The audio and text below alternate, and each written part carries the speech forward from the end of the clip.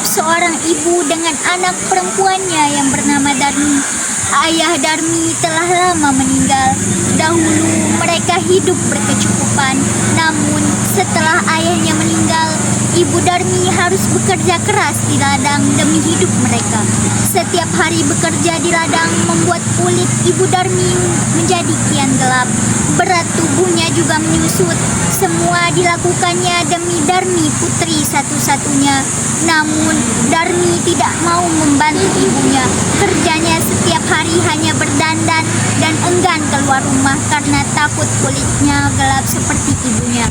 Darmi yang sedang menyisir rambutnya yang indah pun terkejut. "Tidak mau, Bu. Jika aku memasak, rambutku bisa bau tungku, Bu. Aku kan habis keramas.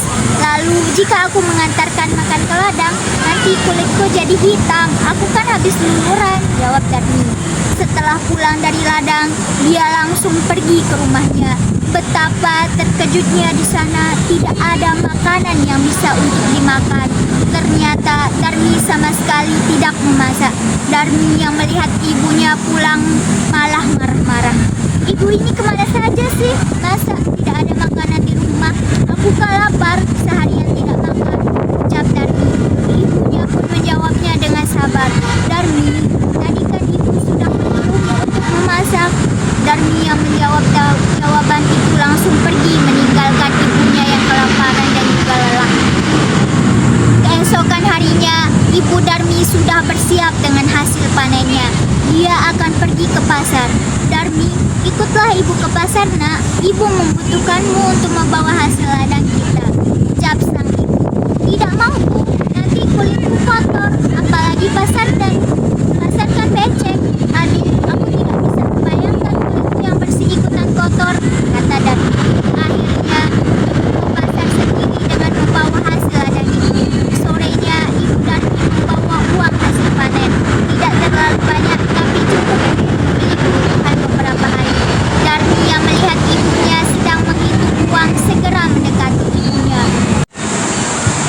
"Bu, bedakku sudah habis. Tolong belikan dong, Bu," ucap Darmi. "Iya, ibu belikan, tapi kamu harus ikut supaya ibu tidak salah beli lagi ya." Akhirnya Darmi dengan terpaksa ikut pergi ke pasar dengan menggunakan payung. Tapi dia berbisik kepada ibunya, "Bu, nanti kita jalannya jangan berdampingan. Ibu di belakangku saja." Mendengar hal itu, ibunya pun bertanya, "Kenapa, Darmi?" Tanpa memberikan alasan, Darmi pun tetap memaksa ibunya untuk berjalan di belakangnya. Darmi sebenarnya malu berjalan bersama ibunya yang berkulit gelap dan berwajah yang tak terawat. Ibu Darmi mendengar jawaban tersebut hanya bisa menggelengkan kepalanya dengan sedih. Saat di ladang, Ibu Darmi bekerja keras dengan dia mengumpulkan hasil panen dan besok akan dijualnya ke pasar. Ibu Darmi bekerja keras tanpa memperdulikan perutnya yang lapar. Saat lelah, dia beristirahat sambil meminum air kendi yang dibawanya. Dia pun berdoa dalam hati, "Ya Tuhan, tolong kami, ubahlah anakku dan lepaskan dia dari sifat malasnya." Tiba-tiba di tengah jalan ada seorang perempuan yang merupakan teman Darmi yang menghampiri dan bertanya, "Hai Darmi, kamu mau kemana?" tanya teman Darmi. Darmi menjawab, "Aku mau ke pasar." Teman perempuan Darmi yang melihat ibunya dengan pandangan bertanya, "Dia siapa, Darmi? Ibumu ya?" Darmi yang tidak ingin tahu temannya jika dia mempunyai ibu yang kotor dan jelek segera menjawab, "Oh, ini pembantuku. Tentu saja dia bukan ibuku." Ih, amit-amit deh. Betapa sedihnya sang ibu mendengarnya, namun hanya ditahan dalam hati.